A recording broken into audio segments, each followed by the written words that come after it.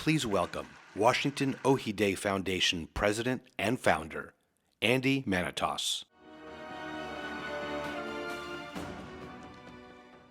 Thank you. Before leaving this subject, I just want to mention, particularly to the Greeks in the room, that it was reported that these very brave heroes at Auschwitz, as they were being killed, breathing their last breath, were singing the Greek national anthem.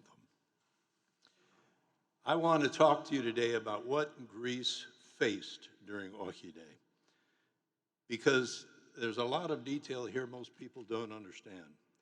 Hitler essentially had won the war. Think about it. America had not entered the war, and by the way, prior to World War II, America's army was ranked 18th in the world. Hitler had crushed the most powerful military in the world, France. Hitler had defeated Great Britain. The Brits were escaping. For some reason, Hitler didn't follow them to Dunkirk. But all the experts will agree, had Hitler's troops followed them to Dunkirk, they would have wiped them all out at Dunkirk. And shockingly, that would have eliminated the entire military of Great Britain. So England, London, and Great Britain would have been a Nazi-occupied country. It was that close. Hitler crushed 15 other countries. So with America out, essentially all these other militaries defeated. Another major military, Japan, was on his side. That left the Soviets. The Soviets, most people are unaware of, were very vulnerable at the time. Stalin had purged 80% of his generals, admirals, and commanders. They had just finished a war with Finland where the Soviets lost 1,000 planes, 2,300 tanks, and 250,000 of their people were casualties. This is why they were so vulnerable at that time. This is why Stalin's field marshal said, were it not for the Greeks delaying the Germans into the Russian winter, Hitler would have brought us to our knees. Effectively, the war was over. Everybody knew it.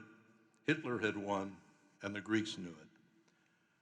But the courage of the Greek people showed in extraordinary ways. You heard about Archbishop Damaskinos that condemned the Holocaust as it was occurring. And our island of Crete, the men of Crete were fighting on the mainland against the Nazis. All that was left was the women of Crete, the kids, the old people, some Brits, some Aussies, some New Zealanders. And yet, when the Nazis parachuted in for the Battle of Crete, more Nazis died on the first day of the Battle of Crete than on any single day in the entire year-and-a-half war. The women of Crete played such an extraordinary role that after the Nazis won, they executed 500 Cretan women and sent another 1,000 off to the camps. The courage of these women is the reason that award, we created that award that Maria Ressa will receive today. It was clearly a bleak moment in history, but thank God for Ohide. Now, please watch this video.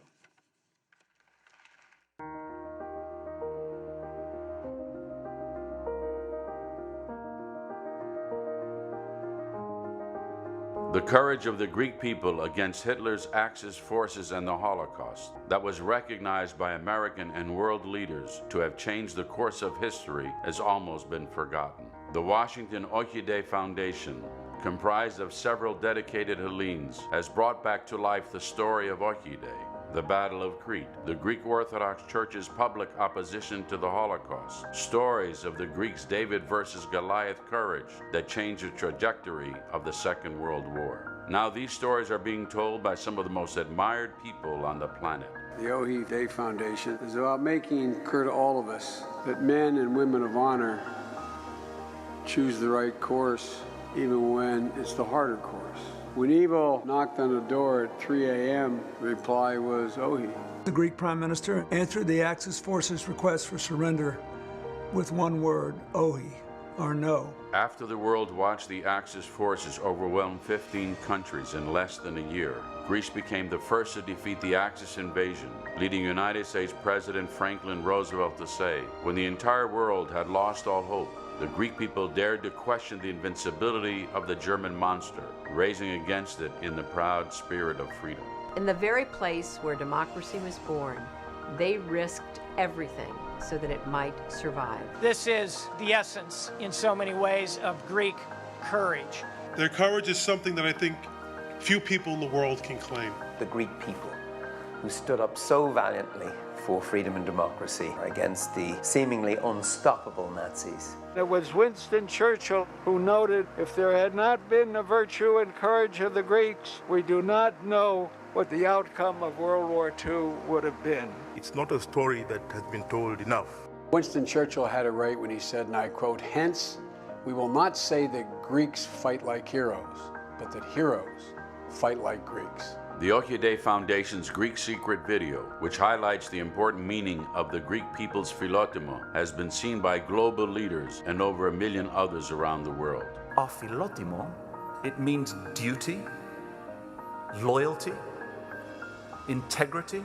Their bravery in October of 1940 changed the trajectory of the war. Hitler's field marshal and chief of staff said, the Greeks delayed by 2 or more vital months the German attack against Russia. If we did not have this long delay, the outcome of the war would have been different. The strength of Greece that made that victory possible, the pride that people took, the respect that they had for their country. The Greek church has protected its Jews in so many places, and for this I'm grateful. How many of us could say that were we in the shoes of Metropolitan Christosomos on Zakynthos Island in 1943, that I would have had remotely the courage that he and the mayor showed.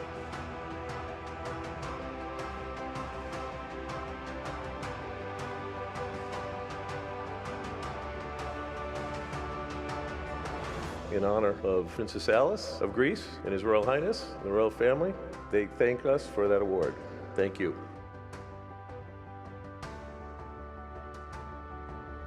His life challenges us. We can't let his death be in vain. Let us all learn from the Greek people from the 1940s. When faced with powerful evil, let us take the first step to overcome fear and resolutely dare to say no. The Greek people said, ohi for the Nazis.